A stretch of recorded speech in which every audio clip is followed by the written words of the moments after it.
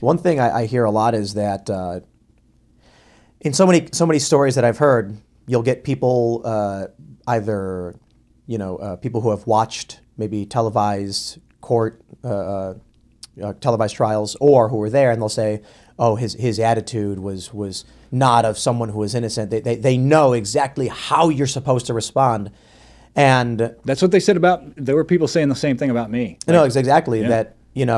You didn't react the way an innocent person should have reacted. I don't know. How do you feel, or like, what do you think? I mean, it always reminds me in like a kind of roundabout way of that quote by Mike Tyson that everybody's got a plan until they get punched in the face. It's like, it's easy to say what you would do or what someone should do or any of that when you're not the one in that situation. When you're not an 18-year-old, teenager, barely more than a child yourself, going through the most incredibly traumatic event that you can possibly imagine outside of being murdered yourself. It's easy for people to say what they would have done in that situation, but you really do not know what you would have done in that situation until you're in it. You are in shock. You are in trauma. You're doing everything you can just to keep putting one foot in front of the other. And people deal with that in different ways. One of the guys, like the mentally handicapped guy, the entire trial, he laid there with his head on the table pretty much the entire time. They said that shows he was guilty. Yeah. Because he behaved that way. I sat up, I maintained eye contact with anybody, like I've got nothing to hide. I'm an open book here. They said, well, he's arrogant.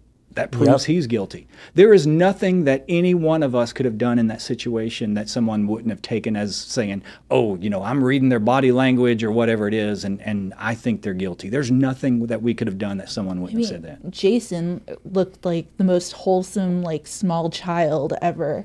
Like, he, you all had such different personalities that, yeah, it doesn't matter what you would have done. Exactly. All of you were so different and couldn't be more different, and all of you were found guilty. Exactly. Do you think? No, I don't know. I did see there were a lot of people who thought that you seemed really smug, especially in the first one. But to me, it seemed like you just didn't believe that you could actually be convicted for it. It seemed to me like you were kind of making light of it because you were like, this is ridiculous. Part of you, surely. Yes, that's how part of you feels. Like, that's what I mean about, like, you keep thinking surely at any time somebody's going to step in and fix this. You keep, there's part of you, like I said, you go back and forth. It's almost like you're on the seesaw or something, where part of you, one day you get up and you're like, I'm damned. These people are going to kill me. These people are in a fit of bloodlust and are not going to stop until I'm 6 feet in the ground.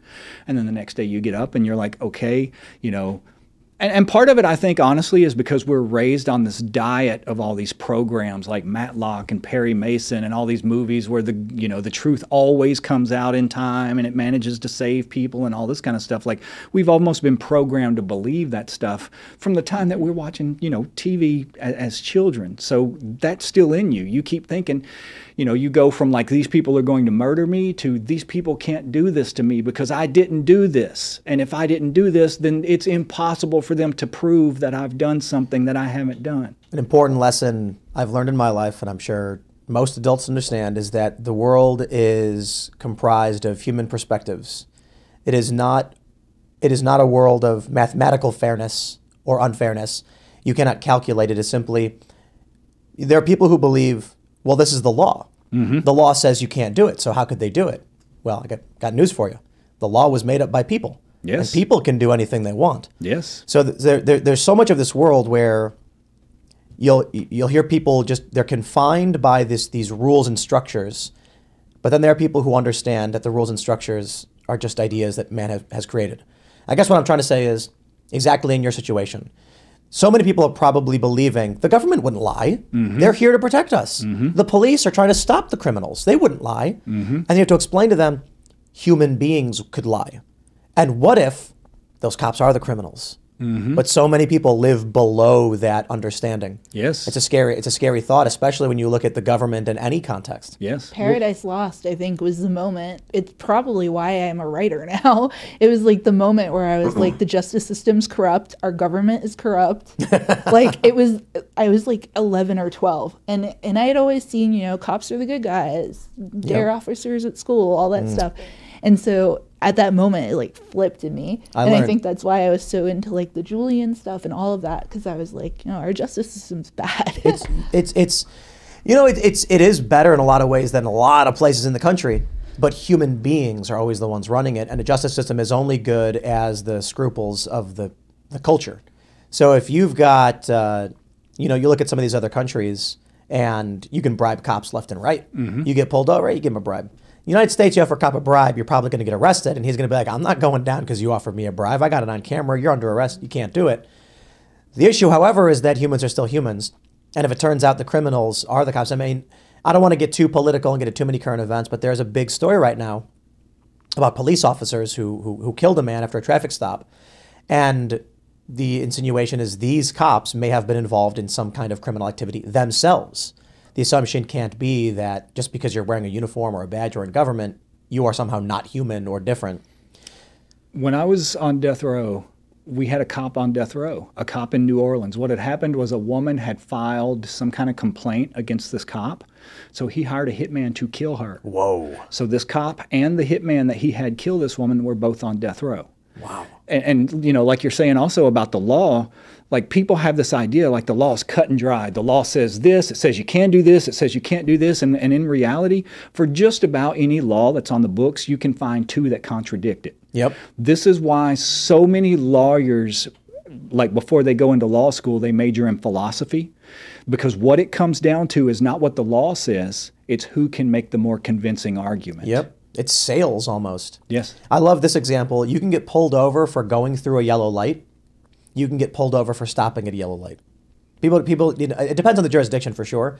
But let's say you're driving on the highway and the light turns yellow, so you hard brake. Cop pulls you over and says that was reckless driving. Let's say the light is yellow, so you tap the gas. You're only a couple miles over. I'm sorry, you were speeding. Yes. Or that was reckless. If the cop wants to, he's going to make up that reason, and he's going to tell it to a judge. Yes. And then you better hope. So actually, that's a question I have for you. I wonder if you had a high-powered attorney, you know, if you had $1 million law firm backing you guys, would this have happened? Or would they have just